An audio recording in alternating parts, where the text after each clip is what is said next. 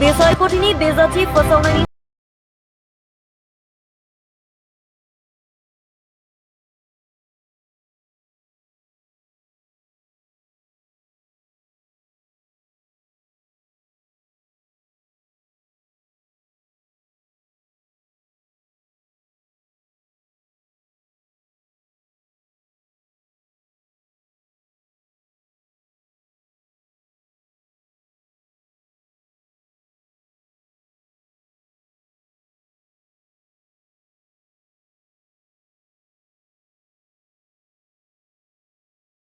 खालामो।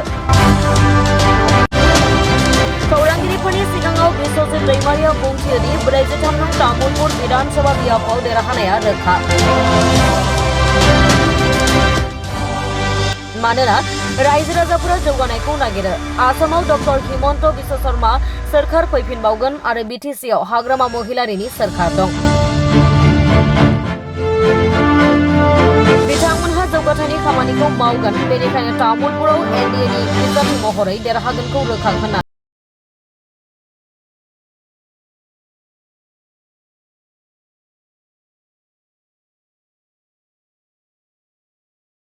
आं गिबियावनो गोसो गोरबोनिफ्राय साबायखर बावदों जोंनि मानव गेदेर चिफ मिनिस्टार हिमन्त बिश्व शर्मा आरो जोंनि रायजिक आफादगिरि दिलीप शइकिया आरो जोंहा मानव गेदेर जयन्त मल्ल बरुवा बिथाङा दिनै बे बिटिसि एलेकाखौ नायदों, खामानि मावदों आरो जोंनि सेन्ट्रेलनि आफादगिरि मानव गेदेर मुस्रि नाड्डा बिथां आरो जोंनि प्राइम मिनिस्टार नरेन्द्र मोदी मानव गेदेर बिथां अमित शाह नखर मन्त्रि बिथां आरो गासै जि दैदेनगिरिफोर बिथांमोन गासैखौबो आं गोसो गोरबोनिफ्राय साबायखर बावदों।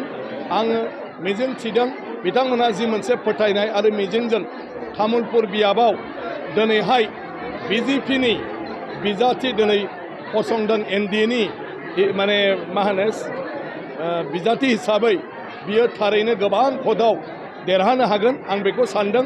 दिनै आं साबायखर बावदों तामुलपुर समस्तिनि गासै बिजेपिनि दैदेनगिरि आरो मावथि बिथांमोनखौ जे बिथांमोना आंखौ दिनै सासे बिजेपिनि बिजाथि हिसाबै आंखौ बरायनानै दिनै पार्टी अफिसाव लाबोबाय। दिनैनिफ्राय आङो पार्टीनि जानानै खामानि मावगोन। आं सानो बिजेपिनि बे गासै गोहोगोरा जि मावथिफोर बिथांमोन आरो बिपिएफनि गासै गोहोगोरा दैदेनगिरि आरो मावथिफ्रा जयैनो खामानि मावोब्ला आं सानो जे तामुलपुराव गोबां भटजों जोङो देरहासार जानो हागोन आरो आसामाव एनडिएनि सरकारखौ जोङो गोरलैयैनो दानो हागोन। आं सानो दिनैनि दिनाव रायजो राजाया जौगाखांनायखौ लुबैयो आरो जौगाखांनायखौ मावनांगौब्ला सरकारजों थानांगोन। दा बड'लेण्डआव बिपिएफ आरो बिजेपिनि सरकार दं आरो आसामाव एनडिएनि सरकार जागोन ना खाथां मानव गेदेर हिमन्त बिश्व शर्मा बिथांनि दैदेननायाव। ओंखायनो दिनै प्रमद बर' बिथाङा बा इउपिपिएलआ दिनै एनडिएनि एगेन्स्टआव गसंदों। गतिके एनडिएनि एगेन्स्टआव गसंनाय बिजाथिनि फारसे आं सानो रायजो राजाया बारा मिजिं थानाय नङा।